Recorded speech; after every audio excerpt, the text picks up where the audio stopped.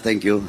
With the indulgence of the Honorable Chairman Dan Fernandez. Mr. Chairman, with these three letters sent to us, it's all about medical, with attached medical request and certificate.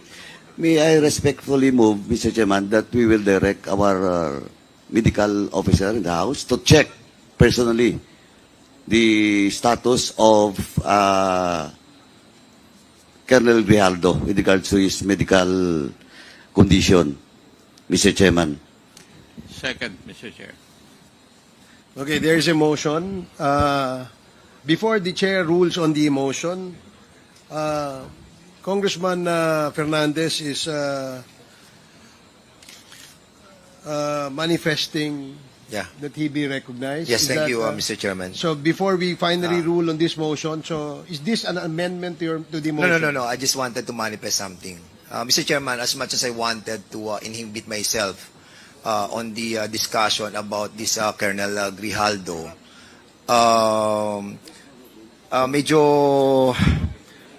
medyo nakakapiko na po, Mr. Chairman.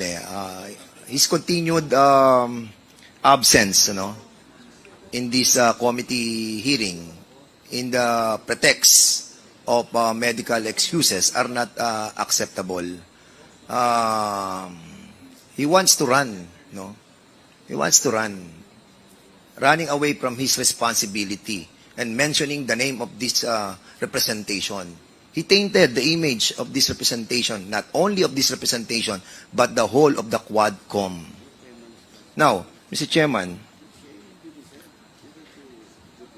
medyo hindi ko po matatanggap yung excuses na medical services. As a matter of fact, Mr. Chairman, kung titignan mo tong kanyang excuse that written by his lawyer, kaya hindi po siya nakapunta rito because he was still in the hospital.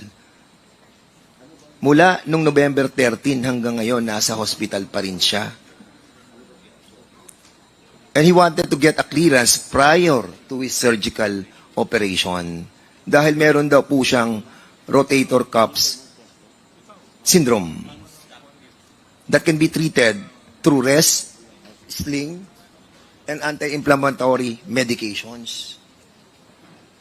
Surely, he wanted to evade this hearing. Ayaw niyang panindigan yung mga sinabi niya doon sa affidavit niya sa Senado.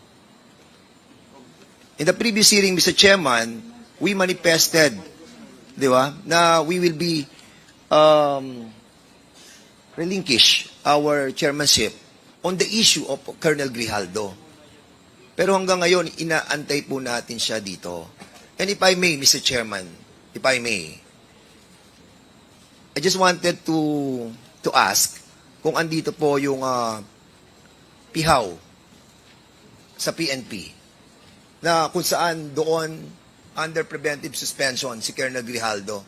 May we ask, Mr. Chairman, kung nagre-report si Colonel Grijaldo sa pihaw? Is there a representative from PIHAW?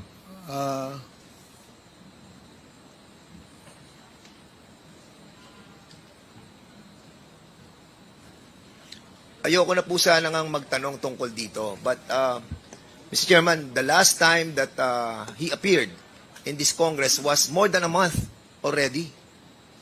And it's taking too long, Because he said something against this committee, against this person. And that's the reason we wanted to be cleared on the affidavit that he manifested in the Senate. Now, Mr. Chairman, andyan na ba? Pihaw, please. Pihaw, nandito ba taga-Pihaw? Yeah. Please take a seat. Para mabilis po tayo, please take a seat. Yung taga-Pihaw.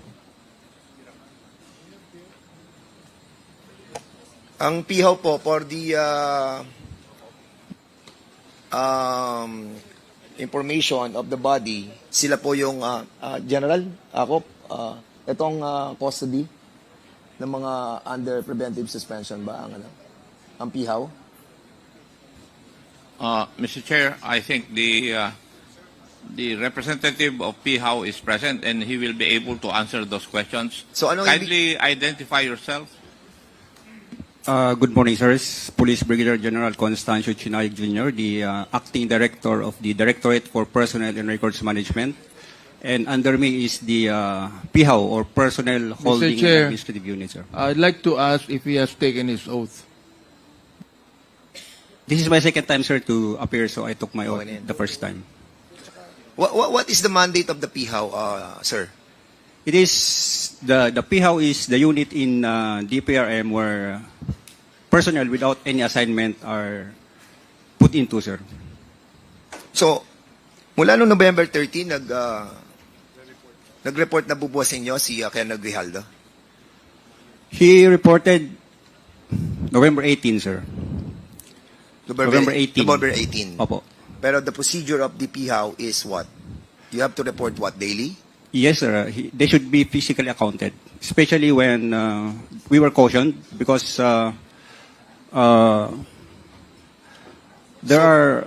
we were allowed then because of our policy that we can account personnel online. But since the last meeting that Honorable Akop cautioned us, we required them, sir, to really be present during accounting.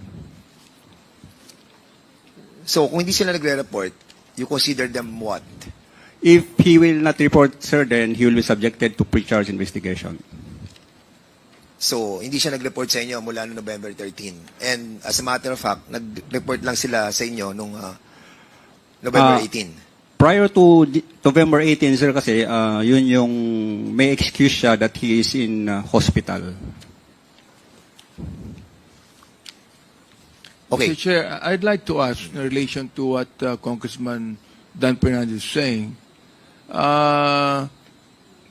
Ito bang si Grijaldo nag-report daily sa inyo? Because that is your rule, di ba? Yes po, sir. And he didn't do it. Come again, sir. He did not do it. He reported po, sir. 18 to 20, Daily. 22. Opo, Daily. sir. Opo, sir. Physical report, physical, face-to-face. Did he report? Yes, sir, because You- they are made to sign. Daily. Opo, sir. Okay, after that, he did not report anymore, and it was told that he's in the hospital. Di ba? Hindi, if I may, Congressman Abante, ano? So, daily siya nagre-report mula noong November 18 hanggang ngayon. Nagre-report sa inyo daily. Negative, sir. Because November 18, he applied for leave. 5 days mandatory and then special privilege leave. The effectivity of the mandatory leave is November 25 to 29. At naidugtong doon, sir, yung special privilege leave, December 2 to 4. So he was, officially, sir, he is on leave. Wait. Ano yung special privilege that was given to him? These are leaves allowed that we can avail of, sir, for PNP personnel, sir. Okay. Yes, sir. So, yun yung special privilege. Opo, sir. Sige, Congressman na. Mr. Chairman, Mr. Chair, Mr. Chair, you know, I've always maintained my silence over the accusation of Colonel Grijaldo on this. Because I do not anymore want to belabor what he said in the Senate.